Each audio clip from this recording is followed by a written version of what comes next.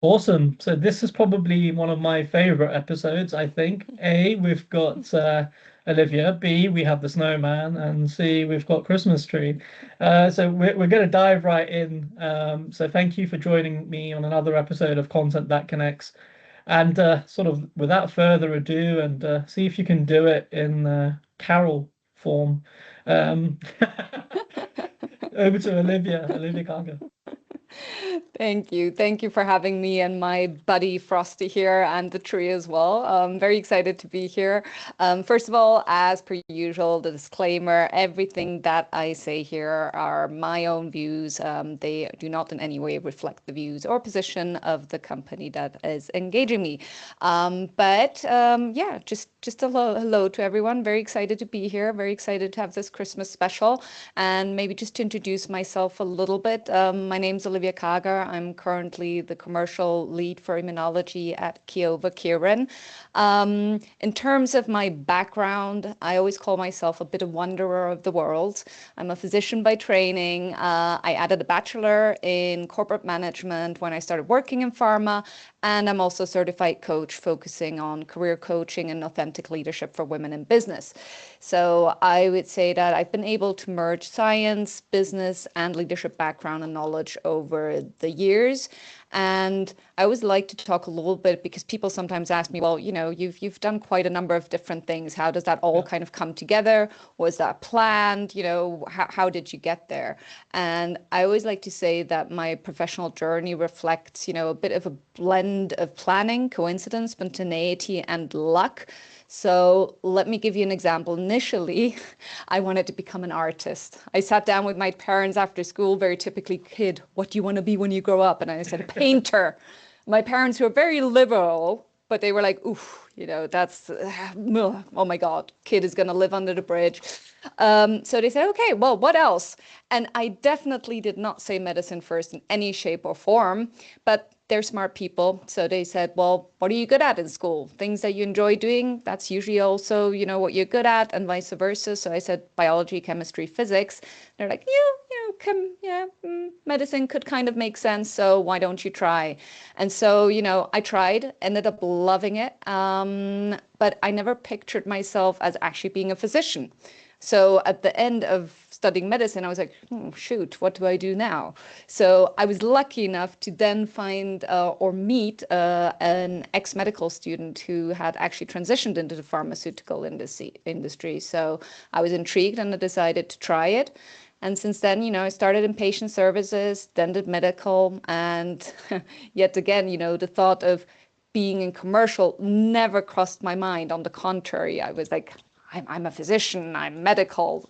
My God, I would never go to commercial. These guys are just selling stuff, and why would I? And then there was an opportunity, and I was curious, and I took it, and I actually spent the largest part of my career within the commercial arena. And so, just kind of to wrap it up without boring people to death, because you can see that on my LinkedIn.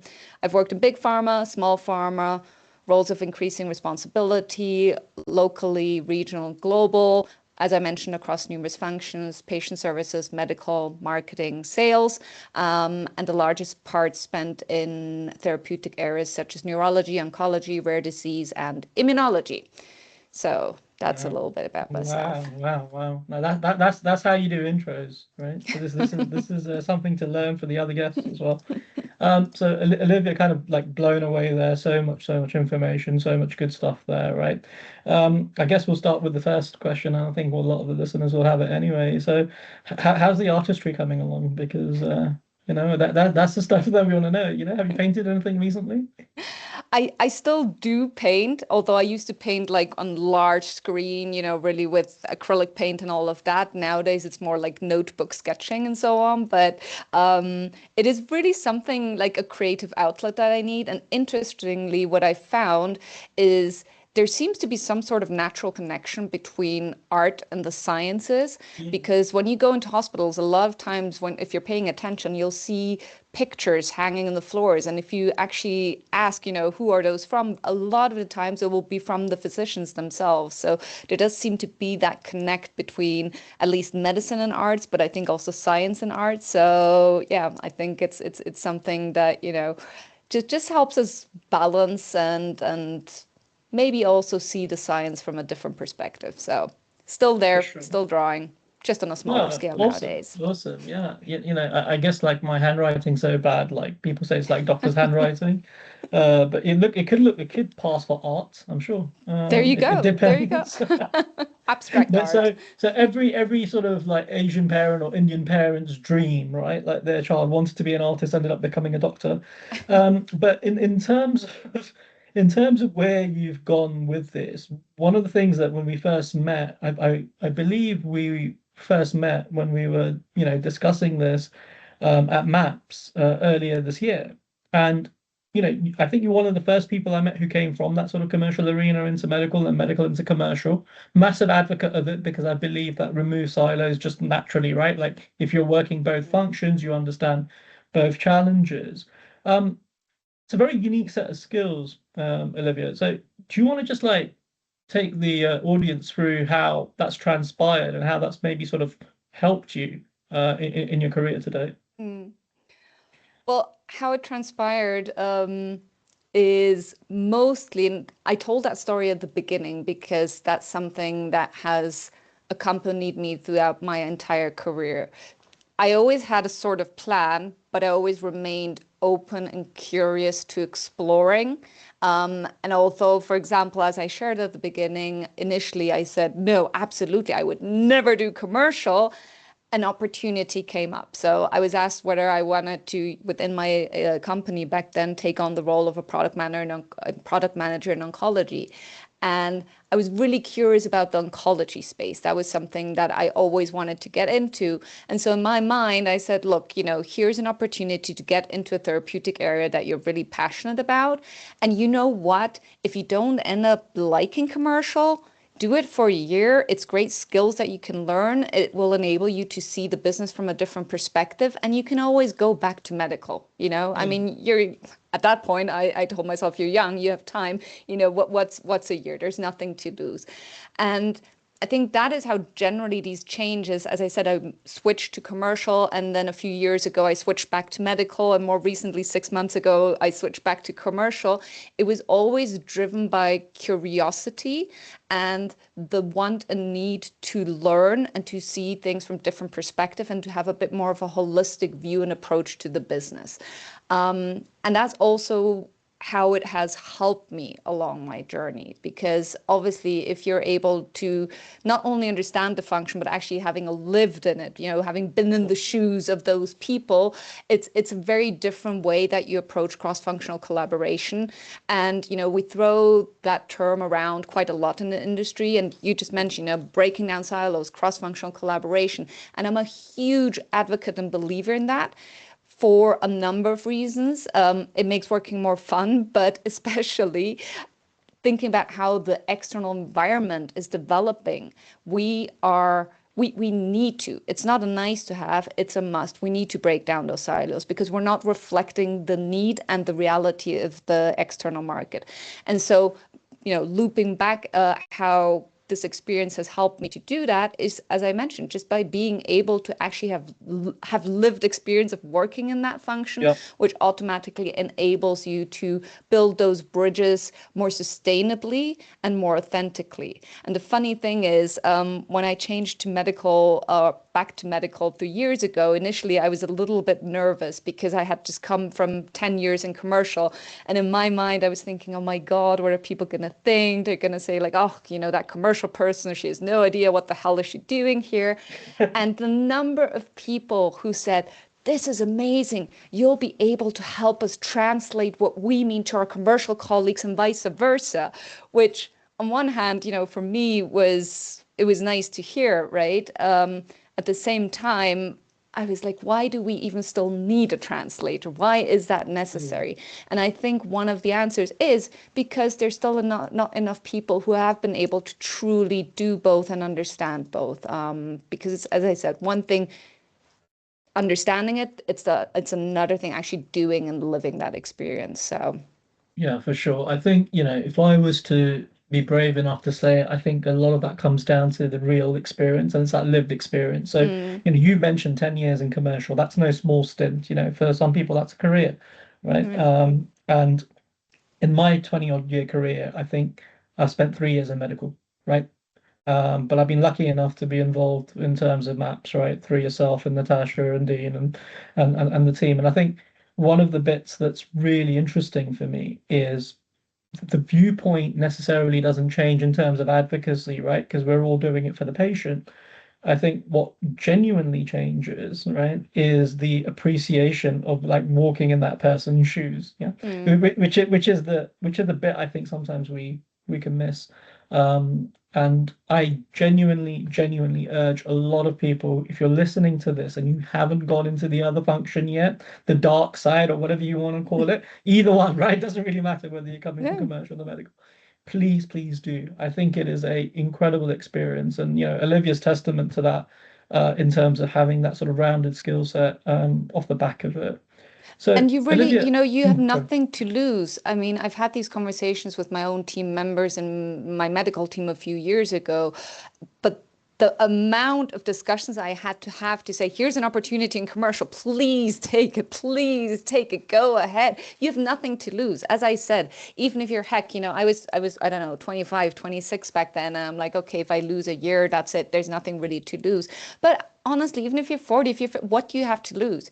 You do a year, and worst case, you go back to, the function that you prefer. I mean, our industry has become more open to those what you call squiggly careers, right? So Yeah. just go for it and try it.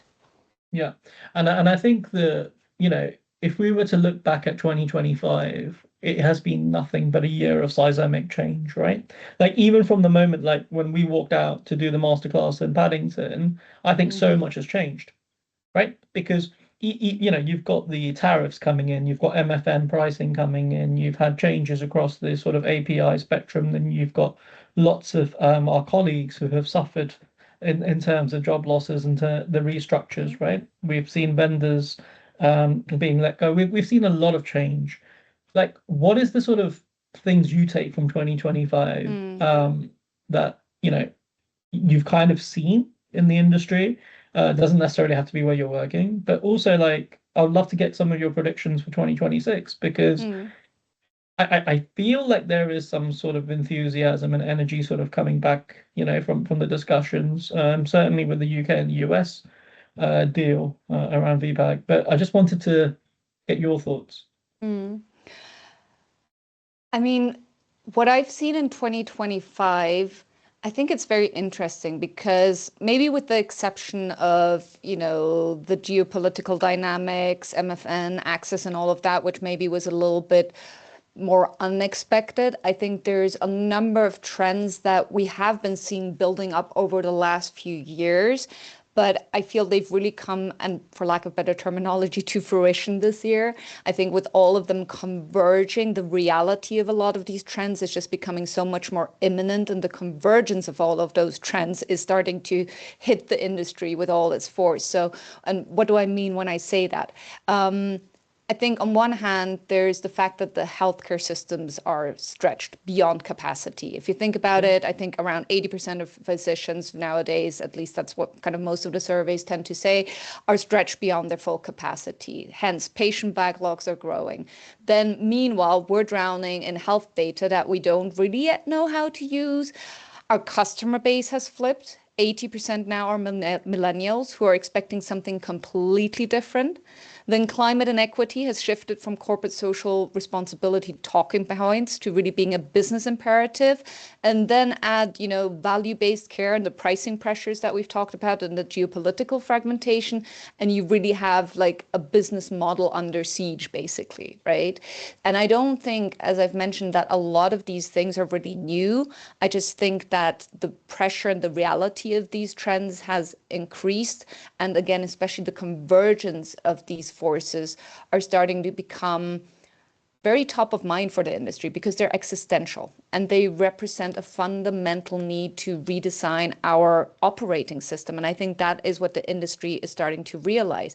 It's starting to realize that we need to shift from a traditional business model that, sits kind of squarely in that disruption zone to a healthcare ecosystem business model.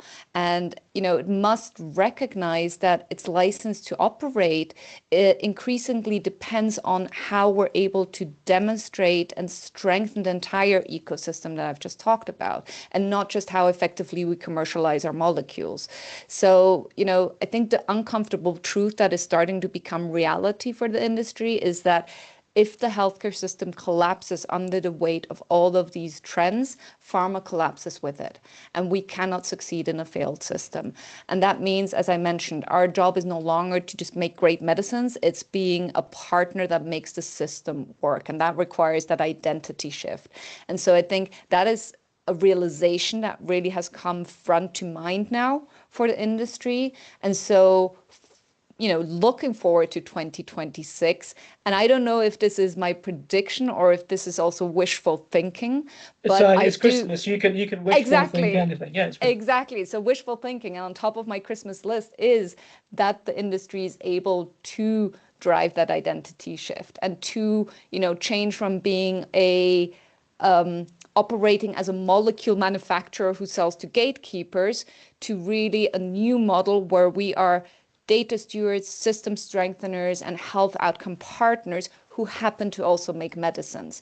And I think that shift we will start to see happening. I don't think we'll get there because it takes more than a year. I mean, we've been operating under the same system for decades and longer. So it'll take some time, absolutely. But I think especially with some of the trends that we've been seeing also in terms of digitalization, automation, all of that, that can only help us accelerate that change. And I think we'll see the initiation of that. And as I said, prediction and wishful thinking. Dear Santa. Yeah. And dear Santa, can you send some more help, right? In terms Yeah. of more than reindeers.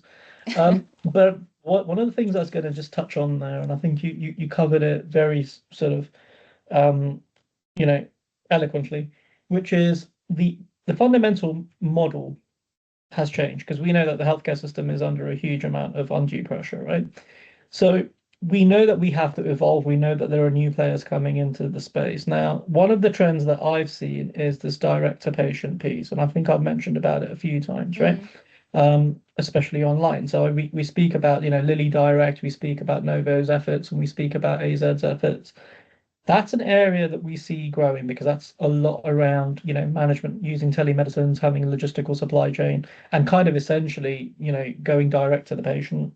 In the sense that what we should have done maybe 10 years or 20 years ago, because we've had a lot of this technology even then. What's your feeling about the sheer pace of the velocity of change, and how is pharma able to sort of cope? Because historically it hasn't coped very well.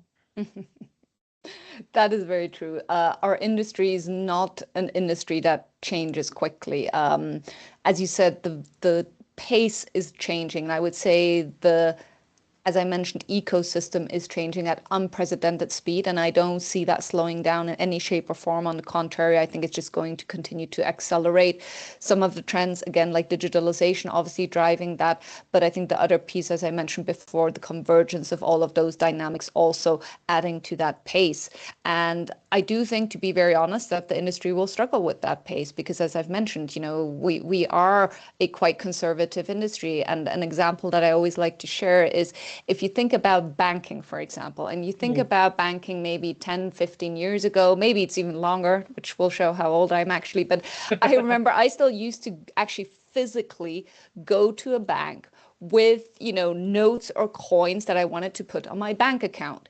Usually there'd be some old retired person in front of me who for some reason, decided on that day to kind of change all of their single coins, and I'd stand there and I'd wait patiently where I'm like, I need to get to work. And I've gone through piggy banks, right? And exactly. You're like, why? Why do you need to do this now when I'm like, but anyway, but I remember those days, right? And now I don't remember the last time I actually had coins or paper notes. Everything is digitalized. The banking world is entirely different from when I grew up, right? And that's within, a shortish sort of time frame, if you like. And then when you think about pharma and you think back, 10, 15, 20 years, I'm not saying there hasn't been change, but the change has been very small. And in comparison to other industries, definitely not at the same pace. So I think we will struggle. Absolutely. Again, my wish dear Santa, is that we are able to make that change before it becomes too late. Because for me, and this is really, I had the privilege last year to go through a healthcare systems training. And what became so clear throughout that training is really that thought around we are part of that ecosystem. And, you would think that naturally that is something that we understand from the get-go, but I do see how pharma sometimes, is very, very much focused on its business. And yes, there is some navel gazing that takes place.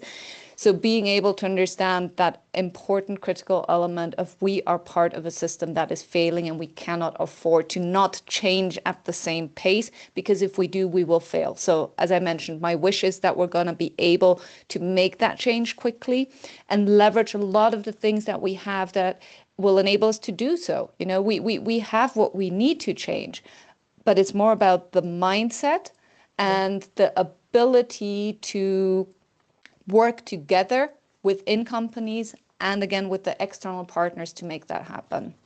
Yeah, yeah, exactly. And I think it was the presentation in Zurich, wasn't it, last month, where Natasha pulled that slide up where she goes skill set, tool set, mindset, right? And Yeah. we 100% agree. I think the final point is really, really valid in that as well, because it's hard to keep changing people's capabilities at the pace of the change that's coming. So actually the North Star should just be what is right for the patient, right? Yeah. And then ultimately you make all the decisions that sort of fit within that mold, because even things like the FDA approvals. I mean, earlier this year we had something like 200 complete rejection letters go out from the FDA.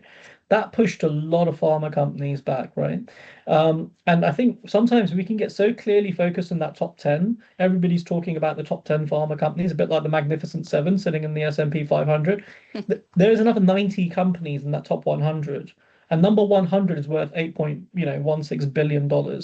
So it's not that this is a small thing. This is absolutely an ecosystem driven change. And I think, even if you look at something like the GLP class and what's happening in the US, to get onto Medicare required a 90% discount to be able to be sustainable, right? So it came from like $1,500 down to $150. That sort of thing I see happening more and more across multiple therapy areas because of the pressures that are coming into the Yeah. healthcare system. And you said something really interesting. Put the patient at the center. I agree. And there's a lot of companies who are talking about that patient engagement, patient centricity. But what I'd really love to see, that's a good start. But let's remember what the actual core purpose of this industry is, which is to improve human health. Now, what 100%. does it look like to improve human health? Ideally, you're not just improving human health at the point where that patient is already sick and is diagnosed and needs a treatment.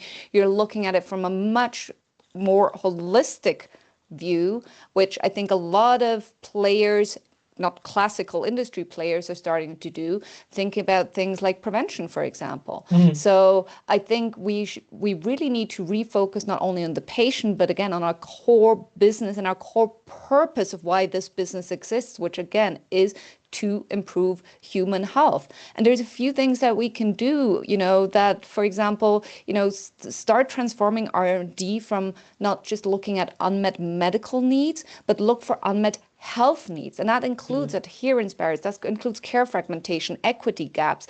As I mentioned, prevention, all of those things rather than, just the patient. That's a great start, but you need Yeah. to start, building that bigger and broader perspective. Let's just deep dive into that. So you mentioned health equity there very briefly, right? So for me, health equity also comes down to understanding that, outside of the Western Hemisphere, we have a healthcare problem, right? Like that goes across multitude of countries, across continents, right? Across race and gender, everything from clinical trial inclusion all the way through to post studies, right? Um, one of the bits that I find really, really interesting is that when it comes to improving health, there should be an element of focus on population health, right? Because this is the key thing. I mean, the pandemic actually put that really into focus. Yeah, it takes like one thing to just go out. Mm. And for me, things like AMR, right? Like massively important that pharma keeps continuing to invest into that space as well. Because I don't know, one of the surveys, even though it's Christmas, we could be a bit doom-mongery, right? But that's a Grinch mode. But the reality is that it could take something as simple as that, where we have a uncontrolled infection, right? Like, how do we keep investing behind that as well? So I think the incentive balance is really tough for a healthcare system. On one hand, pharma absolutely needs to be able to reduce its costs to be, sustainable in the longer term. But on the flip side of it, it still needs to have an element of investment to allow for us not to have that existential threat that you mentioned, right? Mm, Because that's the that's the absolute reality. When you speak to people, go, oh, actually, the biggest worry in this world is population collapse. And when you go, well, we've got 8.8 billion people in the world or 9 billion, fine, right? But if that's the biggest worry, right, yeah, that's also a healthcare issue. yeah, Everything from looking after female health, to making sure that people are aging properly, to care, to all those things come into that continuum of health. I think that's where it also translates over into things like wellness, and longevity. yeah, Longevity. So I think that those are the things which pharma will ultimately end up partnering on. I yeah, believe. yeah. And I think that, you mentioned obviously there's always going to be, especially with everything that's happening, investment pressure, right? But I see a lot of these things, whether it's health equity or diversity in clinical trials, those sorts of things, that shouldn't add to the investment pressure. Actually, it's going to relieve that pressure because now you are investing smartly and you're investing for value and for outcome rather than just investing for the sake of because we've always done it like that, right? So that should ideally solve some of the problems and some of the pressures we're facing rather than aggravating them. But I think again it comes back to understanding in terms of the mindset that that is what's going to happen, even if it's a very different way of operating versus what we're used to. Yeah. So let's dive into that now. So Sam Altman, looked out at the sky a few years ago. There was a little shooting star that went over, became ChatGPT as you know it, and the AI revolution was kind of born in Gen AI. Um, what are your thoughts around the sort of usage of, like, artificial intelligence now to help with those cost pressures massively? We see that changing in multitude of pharma companies. We also saw Lilly's announcement with NVIDIA in terms of the R&D side for building labs. We see it across other things where molecules are being made in these sort of in silico factories. So yeah, I'd just like to give you the power, if you like, and sort of future gaze as to where we go with AI. I think, I mean, I would be very naive if I were not to say there's huge opportunity, of course, with AI, digitalization, all of it. And I think you've mentioned some of the key elements, especially when it comes to the likes of research and development and clinical development. There's a lot of opportunities that have already been, materialized. Think about the protein folding problem that has Yes, kept everybody alpha up folding. for exactly. Thank you. But the challenge that I see is more, again, in the commercialization arena, because for me, there is a huge risk of automating this function. You're going to use cutting edge technology to do the wrong things faster and at scale. Mm, Because when you layer AI onto a product centric outdated product centric model. Let's be honest. You mm, optimize promotional efficiency rather than scientific value exchange, and you miss the transformational opportunity to become truly customer centric. And then, all you end up with is a very expensive digital veneer and an outdated operating model that still doesn't address what HCPs actually need. And so I think in a world where the majority of our customers are still not ideally engaged, layering AI on top of that in an effort to put, a band-aid on a gushing wound, that's a really slippery slope. So I think when I think about that part of the business, it worries me and I do see a risk. And yeah. I think we should use that technology to transform the model, not turbocharge the status quo. But it is something that, I am seeing as everybody has obviously gotten very excited about AI and exploring. And I think that that's the right thing to do, explore and learn, but then always keep in mind how can we use the technology to do better and to change. And as I said, not just to keep doing the same old things, but as I mentioned, to do them bigger and faster. Yeah. Yeah, I agree. I think my worry with all good tools, whether it's the internet, I remember when it was 56 kilobyte download and you could hear it coming through the speakers before it was even connected. But in terms of AI, I see a lot of AI slop as well right now on a multitude of channels, right? So as you said, they're just kind of doing the bad things at velocity really sort of well. And the issue here is you're actually losing that connection, right? You're losing that engagement, that hard Yeah. fought sort of credibility as well. But everybody seems to think that it's some sort of gravy train or it's some sort of thing that they've missed out on. And what I would turn around and say is the real use of AI, right, is actually in understanding your customers better, right?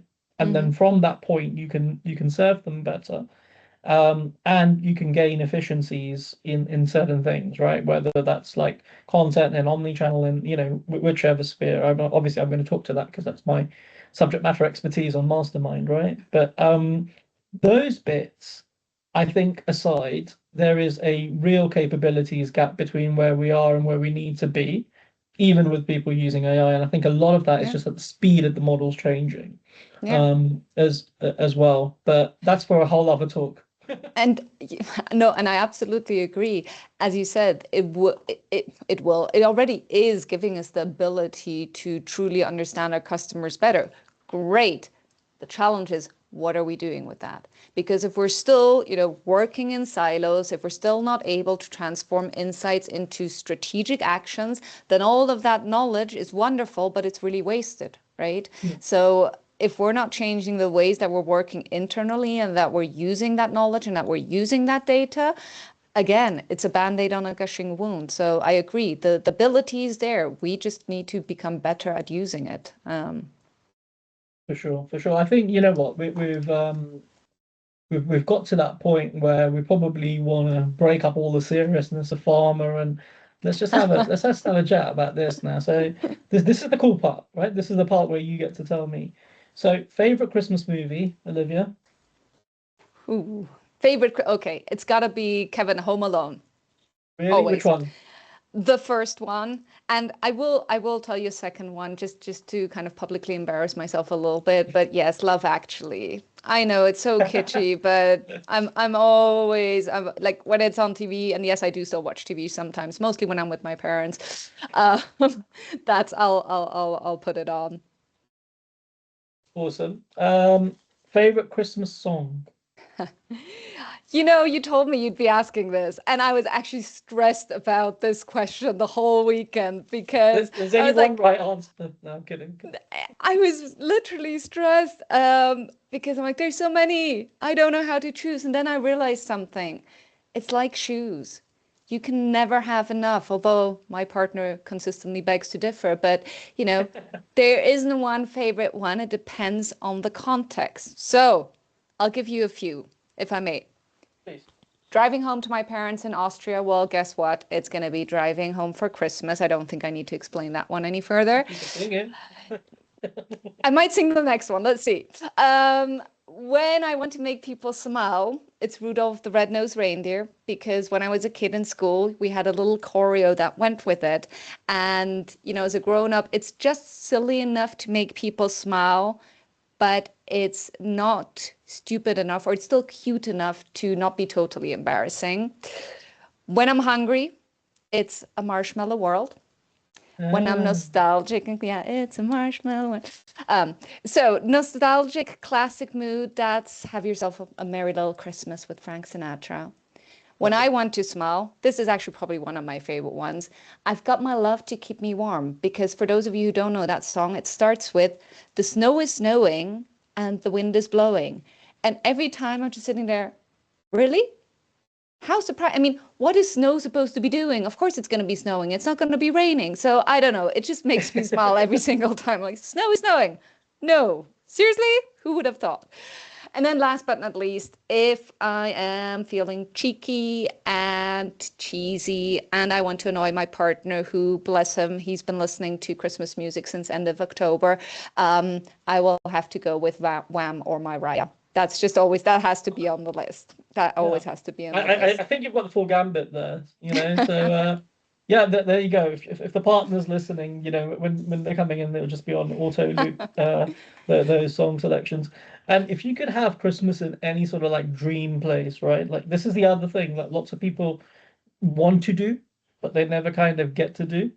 So here's a Christmas wish. Where would you have Christmas? I'm a very lucky girl. I'm spending Christmas in my absolute two dream places. One is we are in the Swiss mountains, which you cannot see right now because of my wonderful background here, but it's exactly with Frosty. So in the Swiss mountains with, lots of little wonderful wooden chalets, wooden houses, the mountains, the snow, all of it. So it's really, it's a dream. It's a dream come true. And the other place is equally my parents' home, also on the countryside in Austria, also a little hut in the mountains. So very, what you would kind of expect to see in actually any of those Christmas song videos. That's where I love to be. There we go. We can expect you to enact two scenes, right? So one, which is Mariah Carey, absolutely, because of the snow. This is the 1970 whatever original, right? 80s. And then you've got The Sound of Music, because it wouldn't be Austria without The Sound of Music. So pretty much spot on, yeah. Phenomenal. But speaking of Christmas, you mentioned in your LinkedIn post a number of quite funny what ifs. Yes. And I did ChatGPT those. So do you want to hear? Yes. Yep. Yes, please. I would love to hear. Okay.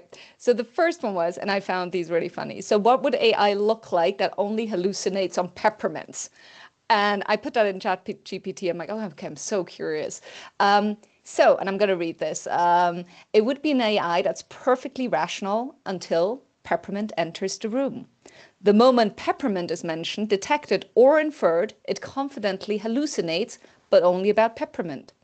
Typical hallucinations: claims peppermints were invented by migrating glaciers, insists peppermint is a legally recognized color in Switzerland, and describes historical wars fought exclusively over mint purity. Scope limited delusion. Ask it about the French Revolution. Accurate. Ask whether Napoleon liked peppermints. Suddenly, Napoleon was made of peppermint and dissolved at Waterloo. In short, a hyper-competent AI with a single festive blind spot where reality melts into mint-flavored fiction. Absolutely. That was cute, no?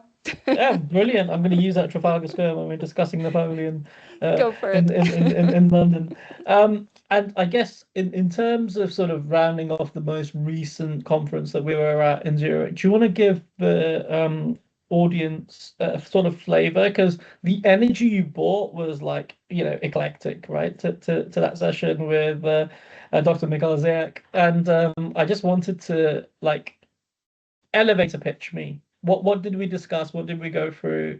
How did that room leave? Elevator pitch is going to be difficult. In case you haven't noticed, I do like to chat, but I'm going to try and give you the shortened version. Exactly. There we go. Well, basically, we talked about the need for what was the title? I should know the title probably. But it was the need, I think, for a customer-centric, evidence-led, accountable, and impactful medical affairs organization. So there was quite a lot there. But it was really about understanding how medical affairs can really step up their game, thinking about some of those dynamics that we've just talked about before in terms of the healthcare ecosystem, some of the dynamics and changes that we're seeing there. And the fact that medical affairs on one hand is ideally positioned to do so and to step up and to address some of these challenges, but there's also some things that we still need to improve and to get right. And so Michael and myself focused on the MAPS competency framework, and I focused on 3 skills to be specific: business acumen, strategic thinking, and leadership. And when it comes to business acumen, my stance is still that medical affairs needs to speak the language of business, not just science. And there's always an example that I'd like to share where I say, you all know those town halls. Think about the CFO and he's walking through the quarter results, talking about EBITDA, return on invested capital, stock performance, so like all of those sorts of things, right? You all know these meetings. And then I usually like to ask the people sitting in the room and anybody who's listening now, how much % of what is being shared do you actually understand? Is it 20? Is it 50? Is it 70%? And I know sometimes people don't like me for saying this, but I would be very much surprised if a lot of our medical affairs colleagues would get anywhere to 70%. Heck, I've been in commercial and I'm probably somewhere around 70, 80%.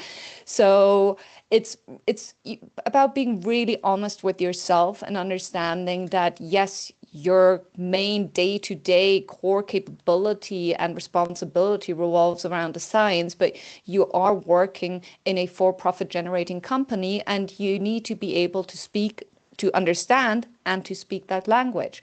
And that is necessary if you want to continue to further that science. And if you want to continue to work on improving patient outcomes, you have to do the work inside. And you have to be able to understand the big picture and the enterprise and understand how your decisions and actions contribute to both the short-term and long-term success and growth of the company, and to position the function accordingly. Because, at the end of the day, you need your share of voice, you need your representation, you need the management's buy-in, and you need the investment, right? The other part is the strategic thinking. And that's where I think that the function has made a lot of progress, but it's still about challenging yourself. And a question I always like to ask is, well, think about in your day-to-day, are you reacting to requests or are you proactively shaping the future? Usually it's more commercial asks for an advisory board, you organize it, regulatory has a question, you answer it, a congress is coming, so you're planning the symposium, and that's all very tactically oriented. It's not strategic.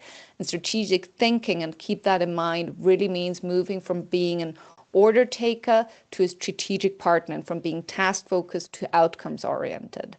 And then the last piece was around leadership, which that is something that's really near and dear to my heart. And, again, with all the changes that are happening, I believe that we need a different type of leadership nowadays. It needs to be adaptive, accountable, inclusive, and we need to think about what the future looks like. Adaptive, be comfortable with ambiguity, create space for experimentation in a world that is changing at pace. No one has all the answers, and it's about being comfortable with that. Inclusive, that's another one. The best teams are diverse, full stop. But diversity without inclusion is wasted potential. So it's about seeking out different viewpoints, especially from voices that usually are not heard. So making sure that you have meetings where it's not always the same 3 people talking. And it means generally considering viewpoints that are challenging your own. Accountable leadership. Too often I see medical affairs colleagues who are asking for a seat at the table, but once they have it, they sit back and wait. And they don't engage proactively, and they don't challenge, and they sit back and wait to be asked. They sit and wait to be told. And, it's like we were back in 10 years ago, like the times when they were a supporting function. So we need to take accountability of our own mindset. And if we don't want to be that supporting function, we need to stop acting like one. And then the last one, as we talked about earlier, the future that we need to be thinking about. And that really comes back to making sure that we develop future leaders, because a lot of those skills that we've talked about, whether it's business acumen, strategic thinking, understanding a P&L, you don't get born with those things. Those are muscles that you build. So encouraging and enabling your teams to explore and to switch functions and have a different experience, that I think is something that we all need to be accountable for and need to be consciously working on and pushing for. For sure. I think that enthusiasm comes across, and I say, what you said about the generation coming up, it's really important. So, if you're in that sort of middle tier professional career right now and you're aspiring for leadership, one of the biggest things that you're going to have to address and deal with is this ambiguity, what we call the VUCA environment. And I think that is really, really important, because in the future, your models may look different. In the future, your teams may look different. In the future, your teams may be disparate across the globe, right? And you may be working on different things at different time frames. But if I was to say, I really enjoyed this. Closing message to our audience, and obviously you can ask them for their Christmas number one, so we can add them into the comment section. But Olivia, one thing I would ask of you is it okay if we sort of share your LinkedIn details for people to follow you Sure. and see the content? Yeah, All good. that would be great. Thank you. So over to you. Closing words. Wow, that's tough. Well, first of all, thank you. I've really enjoyed this. And yes, please, everybody, share your favorite Christmas songs, Christmas movies. I can't wait to hear them. Um, I think it goes back to what I mentioned at the beginning, and obviously it's quite biased based on my own journey, but I would just encourage everybody who's working in this industry to remain open, to remain curious, to explore, and to never ever forget why we do what we do. And that is not only about putting the patient at the center of everything that we do, but the core and the absolute purpose of our industry and our business is to improve human health, and to hold that very near and dear to your heart, and to think about what that could mean for the industry, but also to think about what that very concretely could mean for you in your job, in your function on a day-to-day business. Because if there's one thing that I've learned, is that the significant change that needs to happen, it doesn't happen from one day to the next, and it doesn't happen by, our CEOs or our C-suite making those big, bold decisions. That is a part of it, but it happens through every single one of us taking leadership and taking accountability. And that old saying of "it takes a village" is very much true, because system change, you need to plant a little seed, and that seed needs to start to grow, but it needs a lot of gardeners that water and take care of that plant to make sure that it fully blossoms. So, yes. Wow. See, this is how you end it as well. So amazing start, amazing end. Thank you so much, Olivia. It's been an Thank you. absolute pleasure. Wishing you a very Merry Christmas. Enjoy it. You Send us too. some pictures of the snowball fight. My money's on you to win. So Yeah, I get quite competitive. If you ask my older brother when I was young playing football with him, I would usually get the foul, but then everybody would be like, "But she's so cute, so let her just get away with that." So, and ask my partner when I play Uno with him. Ooh, my competitive side comes out. brilliant. Thank you so much, Olivia. Thank you Bye-bye. so much. Take care. Bye.